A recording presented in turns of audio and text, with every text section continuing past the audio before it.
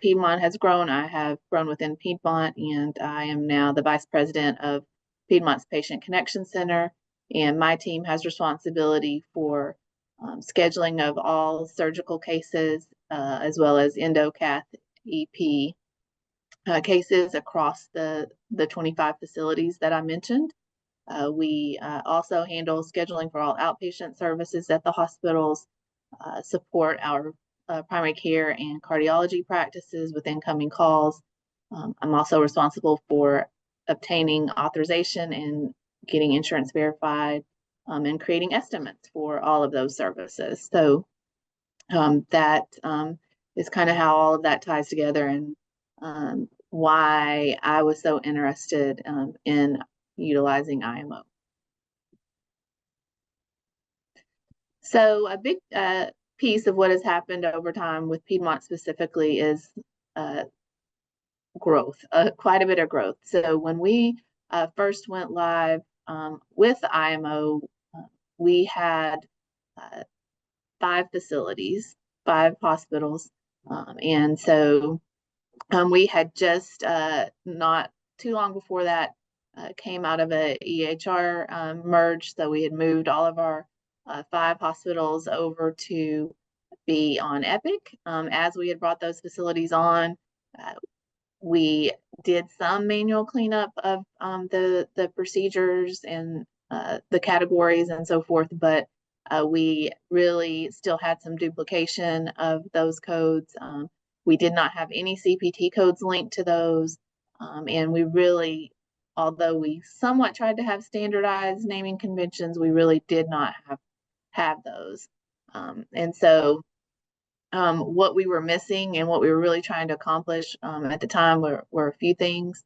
It was really around the inpatient only procedures that, like Wes mentioned earlier, it was around making sure we were getting correct authorizations, as well as those case durations, trying to get those correct, and then patient safety with making sure we had the services right. So again, we really had to look for something. One, we're an Epic shop, so we needed to look for something that we knew worked well with Epic.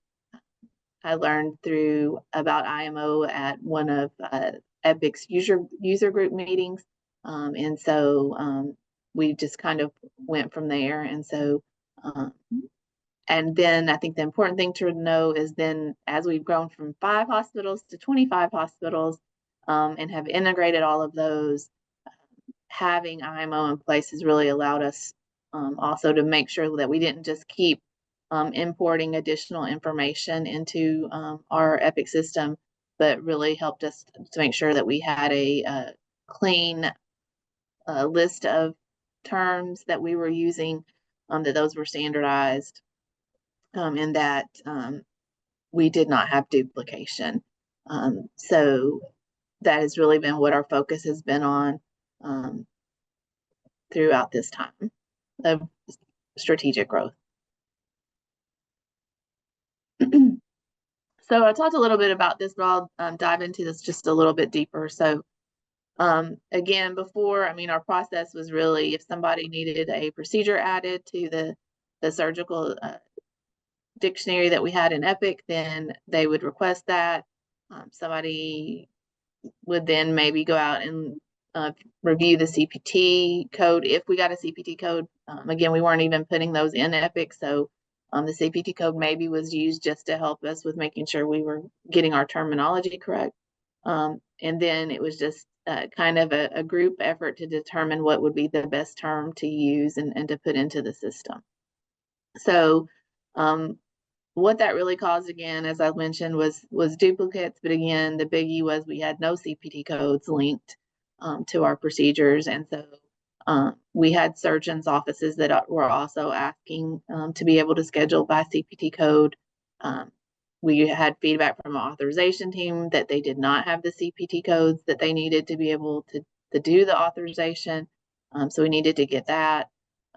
We also really didn't have a good way of maintaining our procedure list every year. or even quarterly as any updates came out, because we were reliant on someone from maybe coding or revenue cycle to let us know that those needed to be updated. And then again, really because of the lack of standardization, we really had challenges with our case durations and just how things were being scheduled. So, I always liken surgery scheduling to somewhat a game of telephone,